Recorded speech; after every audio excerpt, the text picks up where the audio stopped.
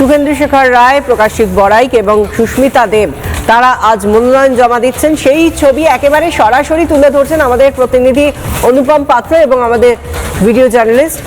আমরা দেখতে পাচ্ছি একেবারে তারা পৌঁছে গিয়েছেন যেখানে মনোনয়ন জমা দেওয়া হচ্ছে, সেইখানে যেটা একটা দীর্ঘ প্রক্রিয়া, সেই প্রক্রিয়ার মধ্যে দিয়ে আজ এই মুহূর্তে বিধানসভার মনোনয়ন জমা দিচ্ছেন এই তিনজন মনোনীত প্রার্থী শুভেন্দু শেখর রায়, সুস্মিতা দেব, প্রকাশিক বড়াইক। এখনো পর্যন্ত আর কেউ এই তিন পদে মনোনয়ন জমা দেননি, তাই এটা মোটামুটিভাবে বলাই যায় যে তাদের রাজ্যসভার সাংসদ হওয়া তাদের মনোনয়ন গৃহীত হচ্ছে। আমরা সেটাও দেখতে পাচ্ছি, তাদের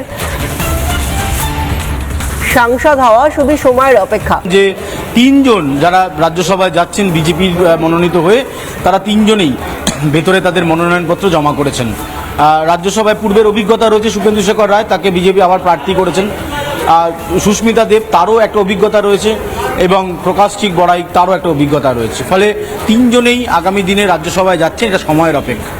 এবার ভোটাভুটির ঘটনা যদি ঘটতো তাহলেও প্রায় এক একজন প্রার্থীকে 140টা করে ভোটের প্রয়োজন ছিল।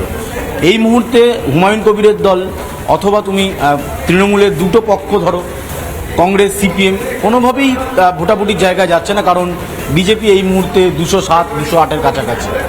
ফলে এদেরকে মনোনীত করা আর শুধু সময়ের অপেক্ষা, সার্টিফিকেট ইস্যু করাটা শুধু সময়ের অপেক্ষা।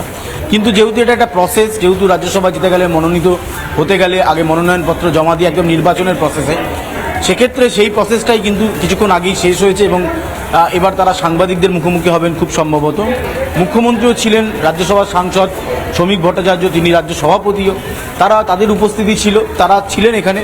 ফলে আগামী দিনে রাজ্যসভায় বিজেপির হাত যে আরও শক্ত হচ্ছে এই তিনজন সাংসদ যাওয়ার ফলে, সেটা একেবারে নিশ্চিত। এরা তিনজনই পদত্যাগ করেছিল, এরা তৃণমূল কংগ্রেসের ছিলেন, তারপরে এরা পদত্যাগ করে বিজেপিতে আসেন, বিজেপিতে যোগদান করেন এবং এই মুহূর্তে আজকে তাদের মনোনয়ন দিলেন। ফলে আগামী দিনে যেমনটা দিলীপ ঘোষরা বলছিল যে দুটো বড় বিল আছে যেটা তারা লোকসভা এবং রাজ্যসভায় নিয়ে আসবে, সেখানে এই তিনজনের ভোট বা সমর্থন আরও শক্তিশালী করবে বিজেপির হাতকে, সেটা নিশ্চিত করে বলা যায়।